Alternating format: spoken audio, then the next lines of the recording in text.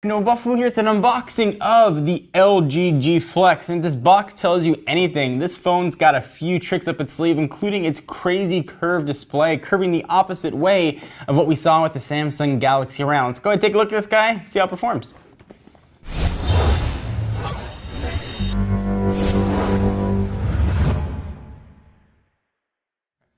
So here is the box for the LG G Flex, and it's one of the cooler boxes that we see because look at that, the box also flex. This is the SK Telecom version sent to us by our friends at Negri Electronics. Difficult phone to find, but they've got it in stock as well as pretty much every other unlocked accessory and phone out there. That's where we get all of our stuff from. Check them out at negrielectronics.com. So we'll go ahead and pull off the phone, and there is the 6-inch LG G Flex, which looks, let's see how it feels.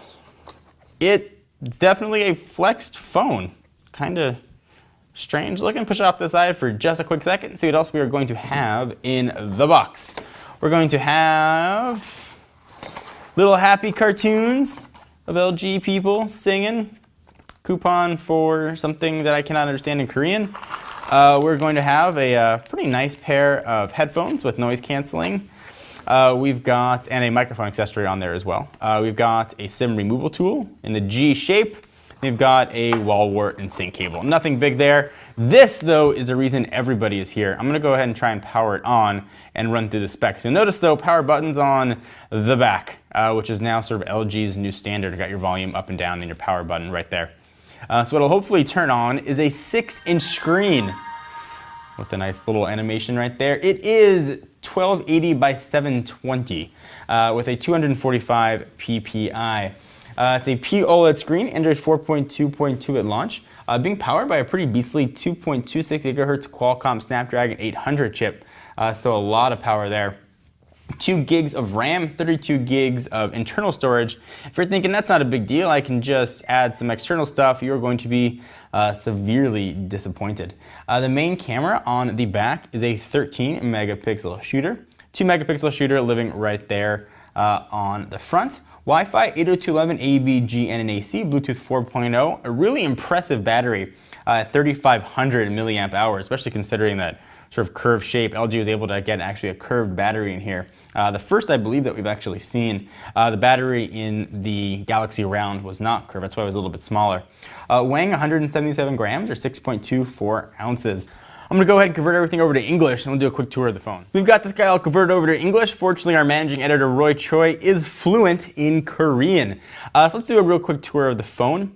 On the left-hand side, that is where your SIM card is going to live. On the right-hand side, you've got nothing. Nothing on the bottom except for a 3.5 millimeter headset jack.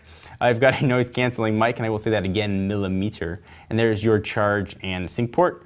On the top, microphone. You might be thinking, wow, this phone comes with a stylus? That's cool. It does not. This is a SK Telecom phone, and a lot of phones in South Korea have an antenna living here for actually watching mobile television. They take advantage of some of the old mobile radio bandwidth they used to have in the country. So that's that. Probably won't be able to use that anywhere else unless you are in South Korea.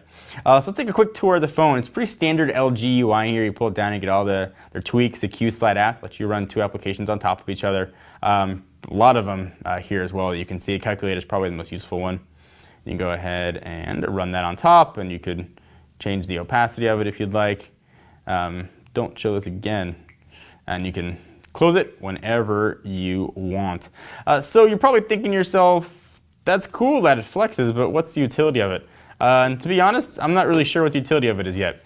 LG claims when you watch movies, you get an IMAX-like experience. And when I first heard that, I kept thinking about the Apple desktop. Then I realized talking about the gigantic movie screen IMAX. So we'll watch a video on it and see if that actually translates. It does curve and it looks really nice. How it's going to fit in your pocket, though, we'll check that to let you guys know if it's usable or not usable. It seems like this might not be the most conducive unless you got super weird legs that would work. But other than that, it's pretty standard LG fare here too.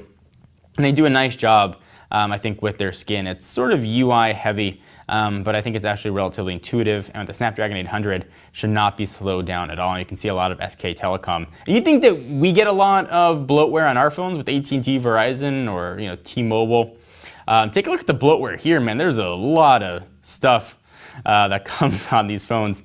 Some are LG, and some are, of course, the sort of carrier skins themselves, and there is quite a bit here.